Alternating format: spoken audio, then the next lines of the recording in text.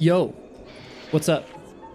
Um, my name is Jawaz, and I thought I would come on here and make a little hunter guide for The War Within Season 2. If you don't know who I am, I'm a rank 1 hunter. I play all 3 hunter specs, but today we're talking about BM. And oh yeah, fun fact, I'm sitting in a solo shuffle queue for almost 5 hours.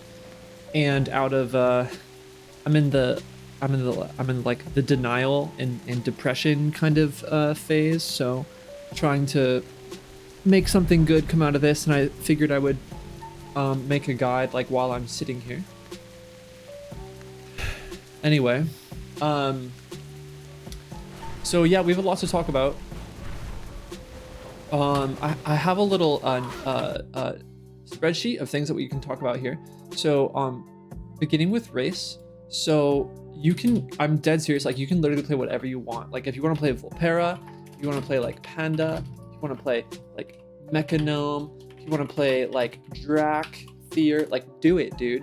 Like just do it and just have fun. Like it doesn't really matter. I think people drastically overrate the importance of race in this game, unless you are competing at the tippy top level. Unless you're competing at like rank 1 level, then I think race is slightly relevant. I got rank 1 on this hunter as a Maghar orc last season, like not even a regular orc but a Maghar orc. I will say that this passive is kind of nice, but yeah, I mean, like again, like see, like you can play Maghar and you can get rank 1.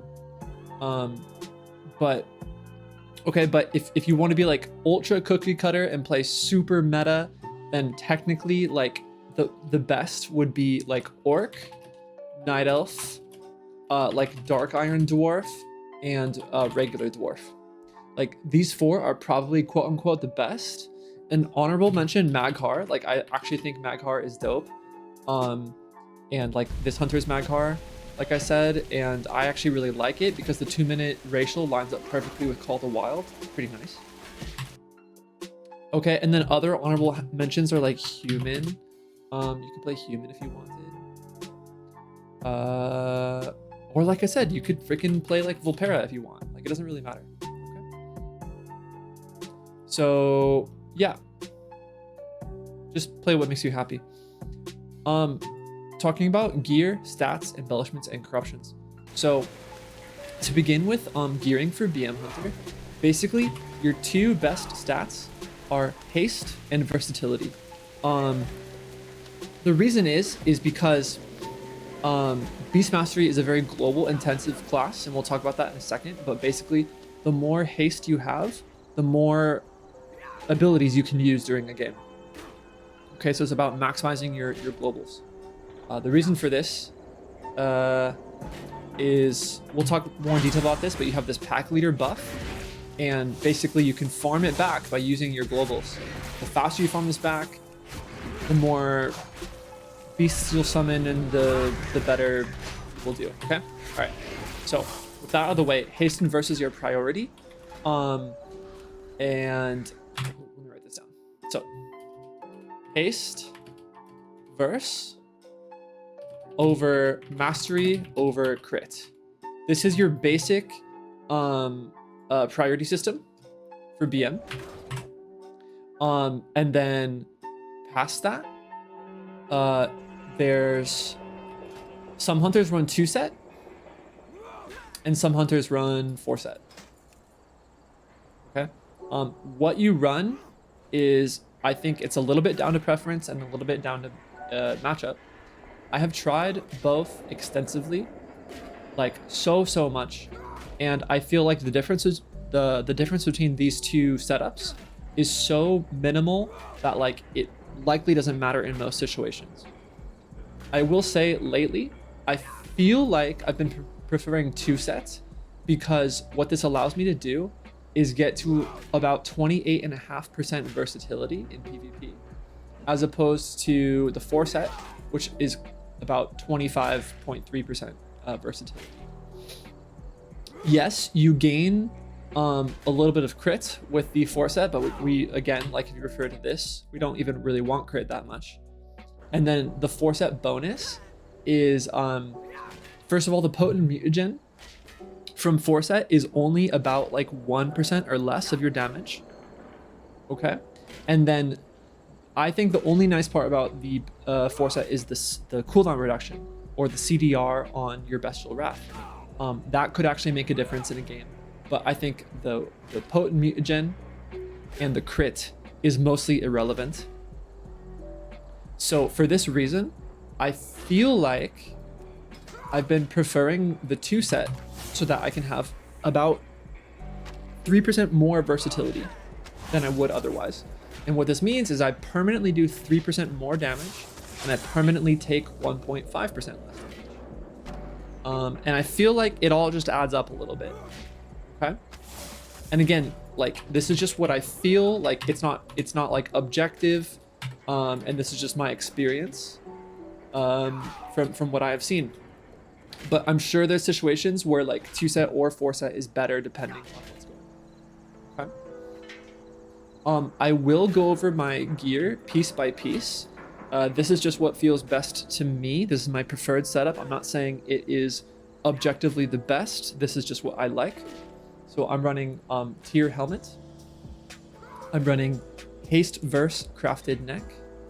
I'm running tier shoulders. I'm running haste verse conquest cape. I'm running haste verse conquest chest. Haste verse conquest.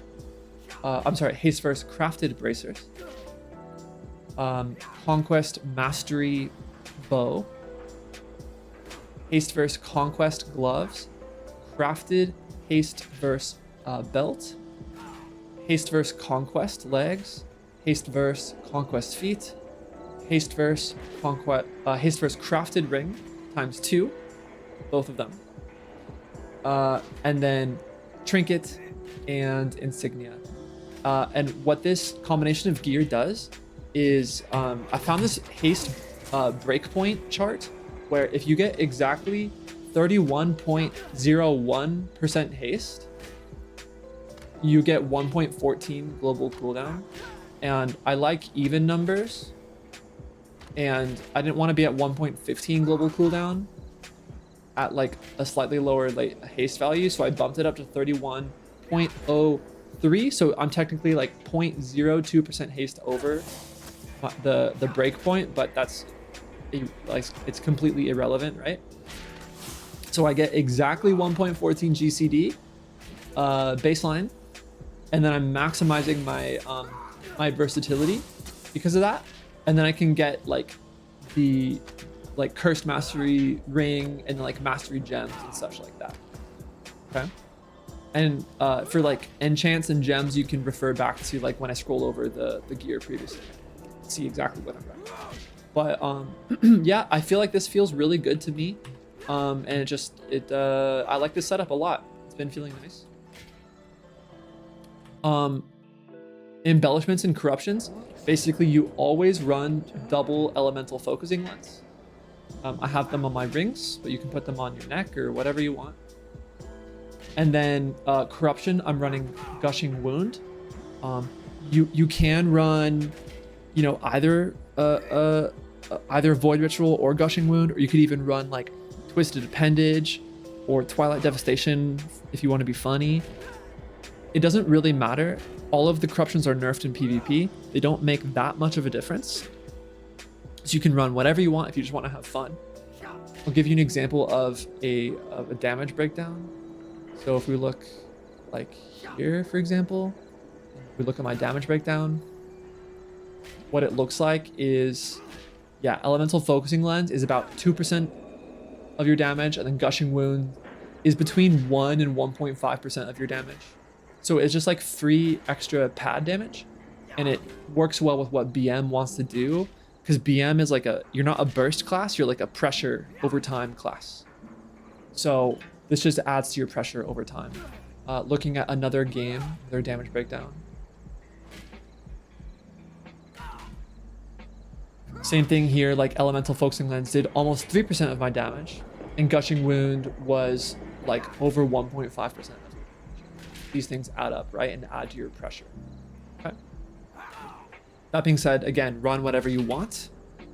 Doesn't really matter too much. Okay. Talking about talents. So I will leave this talent build in the description. I think this is pretty much the cookie cutter build. I have tried everything, dude. Like, I have tried so many different combinations of abilities, particularly in the right tree. And I still think this is the best.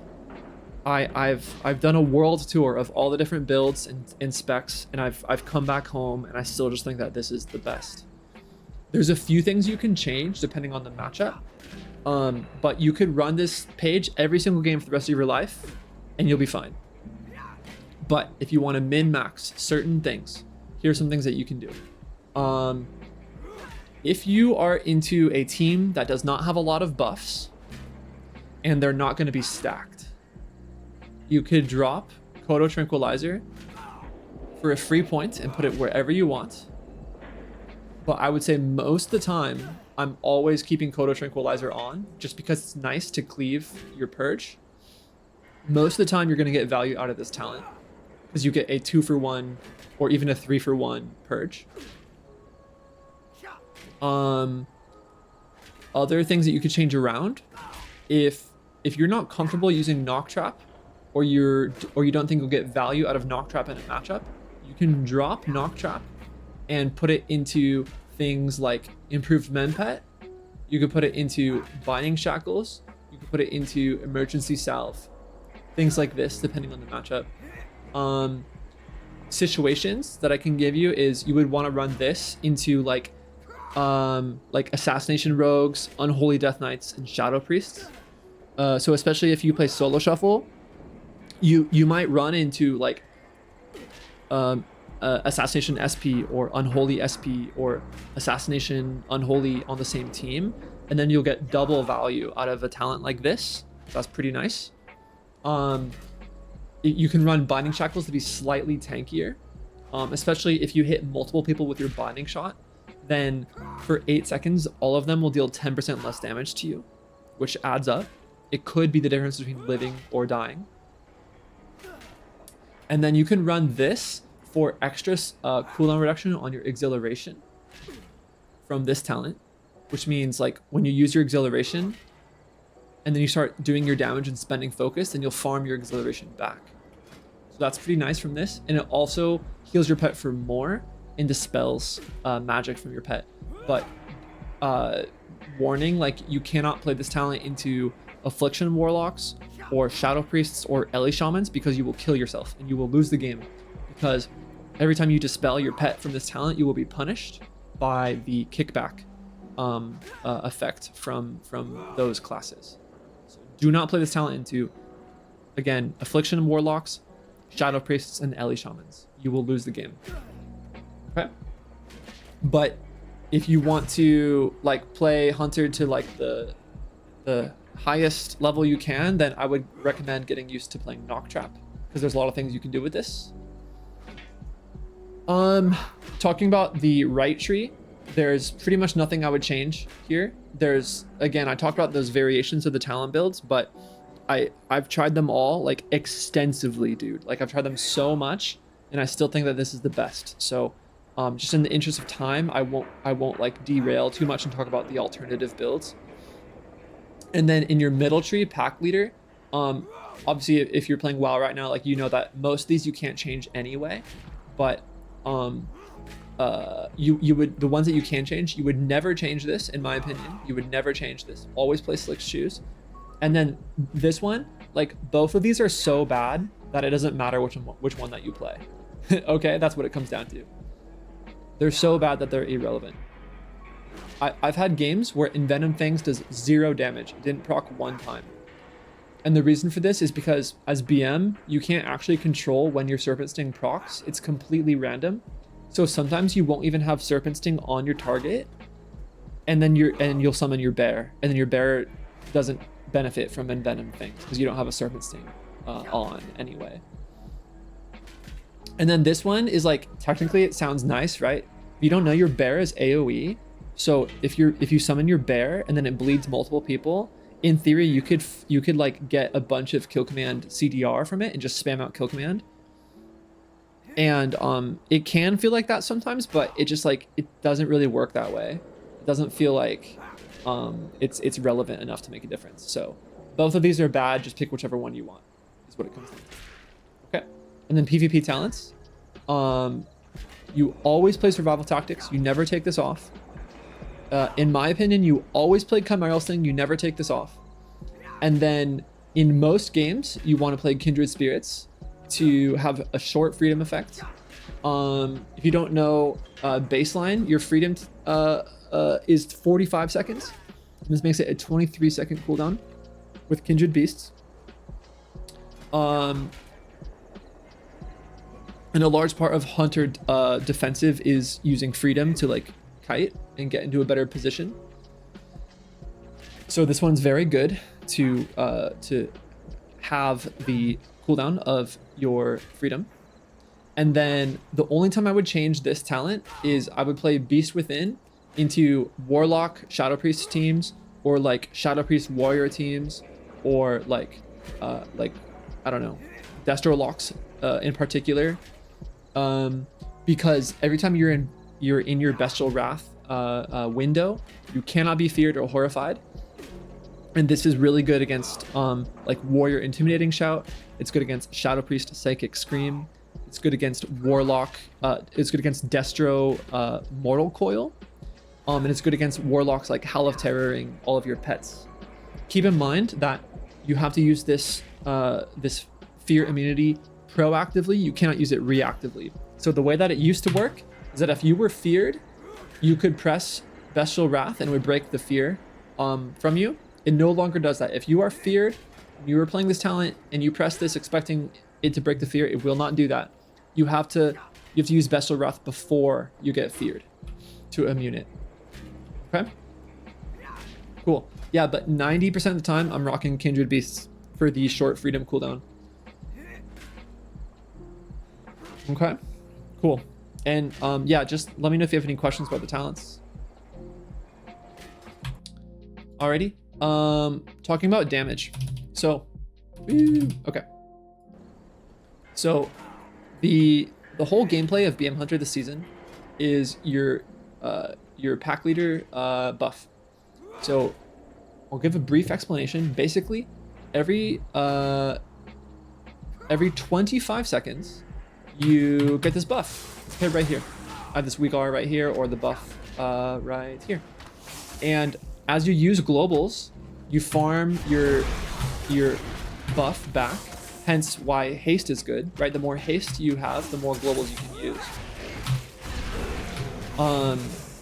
So when you farm this buff and it procs, you get like a pet, and then your next kill command summons a pet. Boom. Okay. So the two ways to get this proc is by farming it with globals like this. I'll do it one more time. And you just farm this naturally. Keep in mind that this is like, BM is, people meme on BM for being a easy spec, but it is high APM. So you do need to use your abilities fast. Okay? So you saw I just farmed my pet back there, and then the other way that you can proc it is by, you can force it by using Bestial Wrath, and then you get another pet. Okay? So that's the two ways you get your pet, your not your dire beast, your pack leader pets summoned. Okay? So that's a huge component of BM gameplay. The order in which they are summoned is always Wyvern, Boar, Bear. Okay? All three of them are good, obviously, but I would say Bear is probably the best. With Boar being a close second and Wyvern maybe third. But obviously, like, you want all of them. Like, they all benefit each other. They all synergize together. There's things that you can do where, like, let's see here. If you have a Bear out and then you instantly summon a Wyvern with your Bestial Wrath, then your Wyvern buffs your Bear, for example, making your Bear even better. So there are some like things that you can do as BM to like really, really pump and min-max your damage. And then same thing with like Wyvern into Boar. Like your Wyvern can buff your Boar too. So it's pretty cool. Okay, so that's like your main game plan as BM is like this pack leader buff. Okay, and then beyond that, your other things that you want to be doing is when you barb shot, your pets have increased attack speed, and it stacks up to 3 times, and you want to keep this at 3 stacks the entire game. You never want to drop this. If you drop the 3 stacks, then you have to start all over again, stack them all over again. So you see right here, if I don't press barb shot, it's gonna fall off, and I have to start over. And now my pets are slowing, they're attacking slower, and I lose damage. Okay. I will say, in the past, like you actually did have to monitor this and micromanage your 3 stacks, but now with your tier set giving you a free, with your 2 set giving you a free barb shot, like this, you'll notice if I cast Special Wrath, I get a free barb shot. So with that, along with the abundance of barb shot being available to you, I will say it's very difficult to actually lose 3 stacks. But a scenario I can think of where you actually need to pay attention to this is like, let's say right now you get like kidneyed into a clone or something like that, and your barb shot is about to fall off. You need to be spamming that barb shot when you're coming out of CC so that you don't drop the 3 stacks. So it can happen where you'll lose your 3 stacks and you have to start over. It's not a big deal, but like it does add up over time. So you always want to try to min-max this. Okay. Past min-maxing your pack leader and past min-maxing your 3 stacks of barb shot, your priority system is Dire Beast on cooldown, Bestial Wrath on cooldown, and then never have 2 stacks of kill command, and never have 2 stacks of barb shot. You kill shot when you get procs from your death blow, and then you press Cobra Shot when you have nothing else to press. Cobra Shot is your filler, and then you should try to keep a concussive shot on your kill target if you have the time. You don't always have time to do that, but if you can, you want to. Okay, so that's your basic priority system. Next, I want to show you my opener, how I start a game.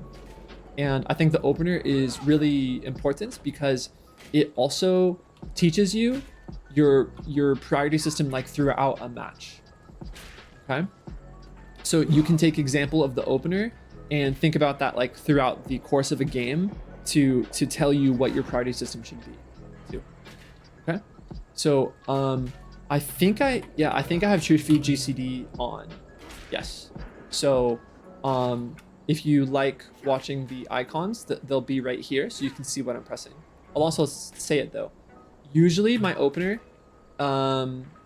is Dire Beast, Bestial Wrath, Kill Command, Call of the Wild, Kill Command, Barbed, Kill Command, Barbed, you know, Kill Shot if you get procs, and then fill with Cobra Shot.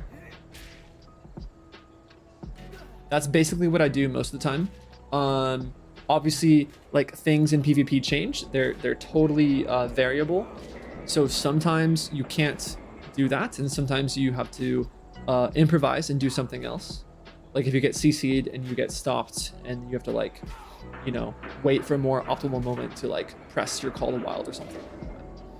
But yeah. Okay, so next I will go through my opener and demonstrate how I do it. Okay, so to be fair, I will actually click off this Dire Beast buff right here because my next Dire Beast would have summoned a big pet. So I'm gonna click this off. So I'm starting with no Dire Beast stacks.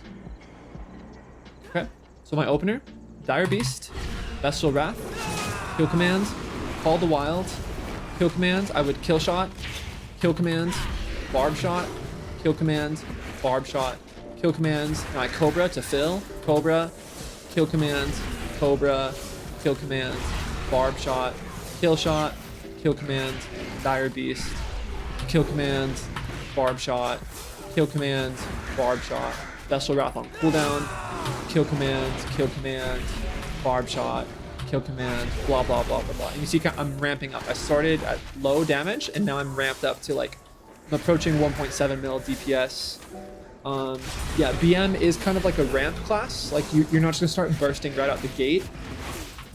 It does take time for you to build your globals, start dealing like meaningful damage, I would say. Okay. I'll demonstrate that again when kill command comes back on cooldown. And in the meantime, while this is coming back, I'll talk about when to trap in the opener versus when not to trap.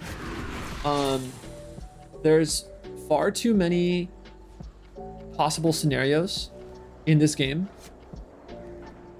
for me to be able to go over every single one and perfectly tell you when not to versus when to trap in the opener. My advice is like try and see what works and see what doesn't work and then learn from that. And over time you will just kind of gain the experience to know when it's worth going for trap in the opener versus when it's not, because there's just too many situations in the game to go over every single one. But I will say, like, when you are planning on trapping from stealth, you basically are just always going to either use Intim into trap, or sometimes you can Binding Shot into trap if the healer and one of their partners is stacking on top of them. But generally speaking, you're just going to Intim in the trap on the healer, and you're going to start doing your damage. Dire Beast, Bestial Wrath, kill command, Call the Wild, kill command, barb shot, kill command, barb shot, Cobra, kill shot, etc., etc. Okay? That's basically what you're going to do. Again, just like try it out for yourself and see what works, and then like take notes of like when it felt like chopping in the opener was good versus when chopping in the opener was bad. It depends on matchup, depends on positioning of not just your team but also the enemy team. Depends on the map even too. It kind of just, there's too many variables to go over every single one. But yeah, that's my advice. Okay, cool. So talking about surviving. So Hunter is one of, if not the most squishy classes in the game right now. I think you're almost always going to be the kill target. Sometimes you won't, but I would say usually you are the kill target into most matchups. So you need to use your defensives well in order to live. So your first line of defense is always going to be Feign Death. Feign Death is your best button, and it's also your shortest cooldown button. So the difference between like a good hunter and like an exceptional hunter is the timing of Feign Death. So yes, you want to use it aggressively, and you want to use it early so that it comes back, it goes on cooldown and you can use it again. But you need to find the balance between using it aggressively and early, and then also using it at the right time. Because if you don't use it at the right time, you use it when you're not really under threat, then you won't have it for when actual damage is coming out. So examples of like how to use Feign Death is like, let's say there's a Chaos Bolt being casted on you. You don't want to like Feign Death before the bolt goes off. You ideally want to wait until the bolt is in the air, and then you would Feign Death, so that they waste the Chaos Bolt cast, right? Or like if a hunter is casting rapid fire on you, a marksman hunter is casting rapid fire on you, you want to Feign Death like at the very beginning of the cast as opposed to at the very end of the cast. So that's the opposite of the Chaos Bolt. So knowing about damage profiles and like when classes do their damage is very important for Feign Death. So I would say one of the skill caps of Hunter is like good Feign Death timings. Those are just a few examples of like when to Feign Death, but you'll learn from your own experience like how to Feign Death at more optimal times too. Okay. After your feign death, I would say like you're also wanting to use your Ross and one wall like pretty early into the game. The reason for this is because Hunter is so squishy right now, and Ross is only a 1 minute cooldown that you basically just want to throw this, because usually in the opener, like people are just using their cooldowns like really aggressively and fast. In threes, yes, but like especially in solo shuffle too, people just like throw their cooldowns right away to get pressure going. So you pretty much want to Ross as soon as you see damage coming out. And because we have 2 charges of wall, you actually technically want to use 1 wall early so that you can start getting cooldown reduction on your next wall. If you are taking a lot of damage and you have 2 stacks of wall, you're doing something wrong. You need to not sit on 2 stacks of wall for very long. Obviously, you don't want to wall nothing and just waste it, but yeah, the moment you start taking damage, you want to put at least 1 charge of wall out there so that you can start farming your wall back. Also, with that in mind, like another thing that you technically are incentivized to use early is your exhilaration. This is your self heal, and there's 2 reasons you want to use this talent early. Reason number 1 is dampening in WoW. Dampening means that the longer a match goes on, the less healing you receive, and this is like an artificial way of making games end. Otherwise, games would never end if healing, if you were doing maximum healing the entire game. So what this means is that exhilaration is better early and weaker later into the game. So you technically, to heal for the most, you want to use exhilaration early. It's also a short cooldown, so it's good to use early. The second reason you want to use exhilaration early is because of this talent. What this means is that when you do damage, you farm your exhilaration back. So you'll see here, especially if I do something like this, where let's say I don't need like Kodo Tranquilizer for some reason, and I can spec into this. Look what happens to your exhilaration cooldown. Is like, let's say if I use exil and I start dealing my damage, right? You'll see how quickly, when I spend focus and deal damage, how quickly I actually get this exhilaration back.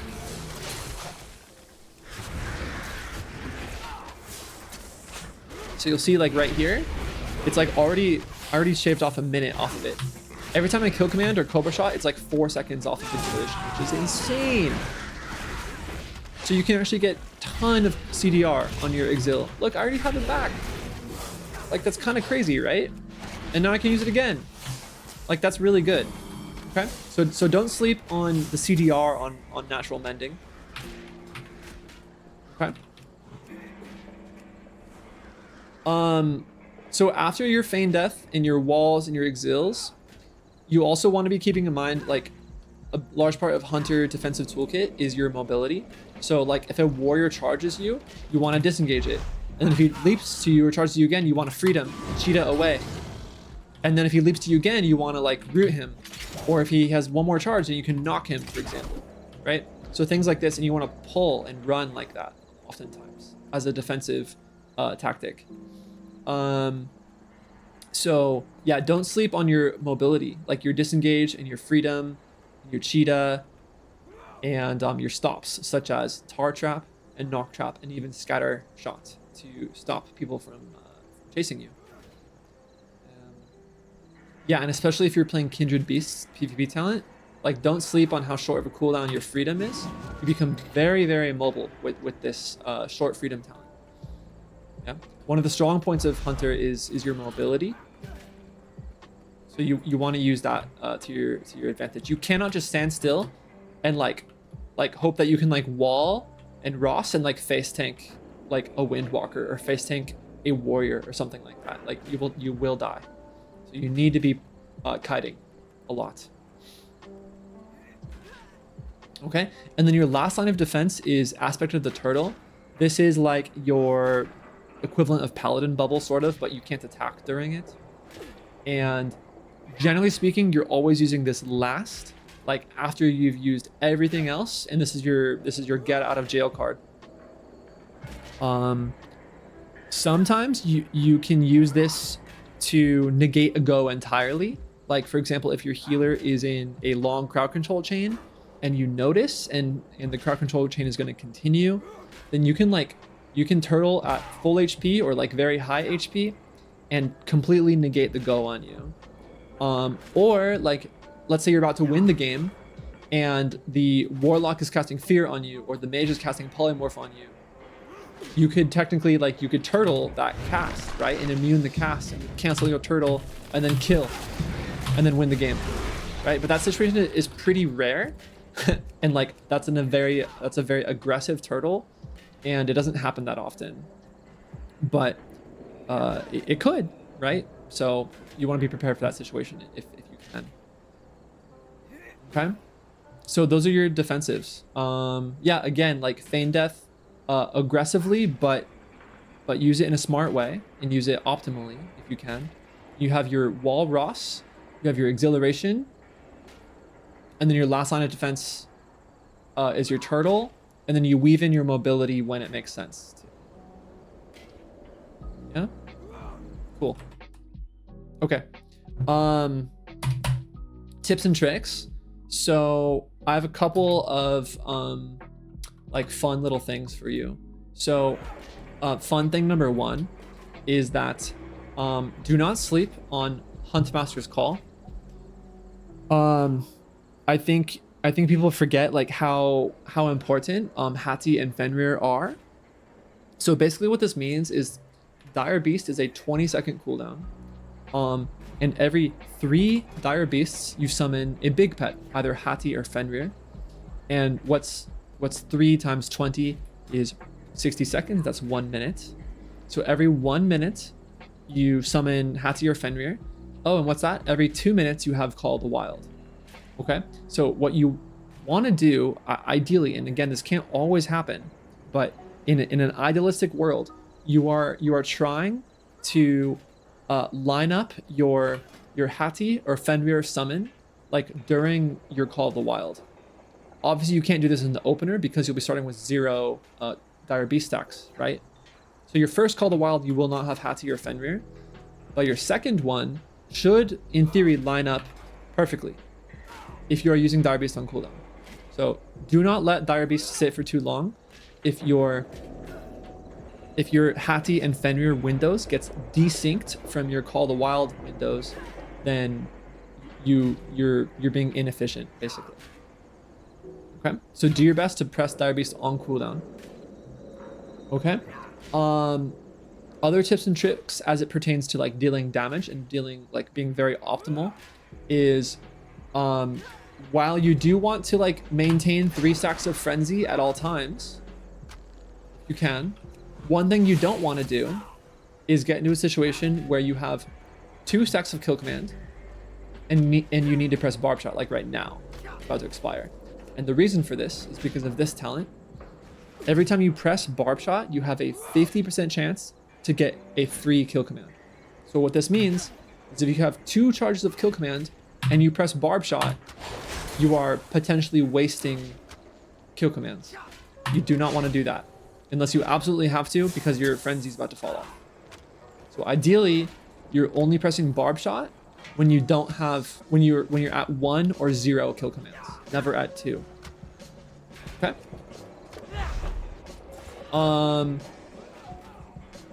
Another little damage trick is this is like super min maxi, and only do this if you're comfortable and only do this if like you have the time to, but technically multi-dotting with barb shot is good and it creates just a little bit more pressure. You want to overwhelm the enemy with your pressure as BM. So you can do something like this. Like let's say you have spent all of your kill commands. Let's say you do this, you spent your kill commands. Now like you can barbed and then tab and then barbed. And now you have 2 barb shots out. And this will like technically like double your barb shot damage, right? And it's good because of the barb shot bleed, but it's also good because your barb shot has a chance to proc a serpent sting, which further increases your damage even more. So that's kind of nice as well. Okay, and that's like super min-maxy, and you can't always do that based on positioning and based on like crowd control and based on matchup and all that. But yeah, another like tip for min-maxing your damage is when you have this proc, I'll farm it really quick. When you have this proc, right here, the proc increases the damage of your kill command by 50%. So what this means is that when you get this proc, when it's lighting up like this, your next kill command deals 50% more damage. It's a big kill command. So what can happen is if you already have this proc and then you press Bestial Wrath, you overwrite your proc and you kind of, it's called like munching. You kind of munch your proc and then you won't get 2 strong kill commands. So what I like to do sometimes, if I have time, is I'll spend my proc and then I'll Bestial Wrath and spend my proc again. So what this does is it gives me 2 50% increased kill commands back to back, and therefore not munching the increased kill command. Sometimes I will say you don't have time to do this.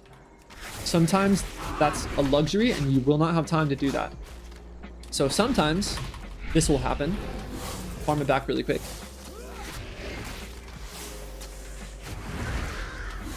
And here we are. So sometimes this will happen. And let's say you don't have too many globals and you don't have time. You kind of just need to munch the proc and do this. I have the proc and then I override it with another proc. And then I kill him. And don't worry, you still summon both beasts. Like there I summoned both the boar and the bear. So you're not munching the pet proc. You're only munching the kill command damage increase. That's all. So which one you do kind of depends on the situation. But yeah, again, if I have time, I like to spend both procs individually to min-max my damage. It is more globals, but it's nice to get those 2 big kill commands back to back. Okay. I think that was like most of the tips and tricks I can think of right now in terms of like damage throughput being like super optimal. Couple other things I can think of, not to do with damage, but with like some utility stuff on Hunter, is generally speaking you're using like your intim into trap on healer, right? But then what about the next trap when you don't have intim? So ideally you're not scatter trapping, because your scatter will DR your trap. Sometimes you have to, but ideally you don't want to. So what you can do for this next trap, I've trapped in 5 seconds, but I don't have intim. Usually what you can do here is you can binding shot into knock trap. And this will stun the healer and then you can trap off that like this, knocked over here. So that's something that you can do. Sometimes you will have the scatter shot into trap anyway, but you want to avoid that if possible. Also, a really cool trick, and I've done this to some healers and like caught them completely off guard. A lot of healers know this trick of the binding shot into explosive trap, and like a priest will fade it, or like a paladin will pre-sack it, or a shaman will like pre-grounding it, things like this to counterplay it. So what you can do, this is really fun and I love it when this works, is if you notice the healer is standing still and they're like casting something, you can stand, if you stand far enough away, you can throw the knock trap first into the binding shot. And the healer will not see it coming because they're used to the other order of the abilities. And then they won't be able to pre-fade it or like pre-sack it, for example. So it looks like this. You just reverse the order. You would knock trap into binding shot. And now they get knocked instantly on the binding shot actually. And you have 0 time to react. So this is a riskier play, and you can only do it if you're far enough away. You cannot be like point blank range, because it won't work. So yeah, that's kind of like an advanced tip that you can try in your games and see if it works out. Okay. Any other tips and tricks that I can think of? I have a macro that find where it is. This one, where I kind of decided that when I want to use my freedom, I also want to use cheetah at the same time. So I have a 1 button cheetah freedom like this, and it uses both cheetah and freedom at the same time. But that's on a separate bind. It's like on a different bar somewhere. I can also press cheetah or freedom by themselves individually. But I really like this macro because sometimes I want to use them both at the same time, and I don't want to use 2 different presses at the same time. So I can just press 1 button and it uses both of them together, and that's really nice. I like that a lot.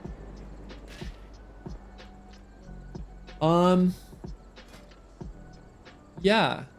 Let me know if you have any questions about all the things that I talked about, because yeah, I'll leave it up to you guys with like an AMA, so you can AMA in the comments.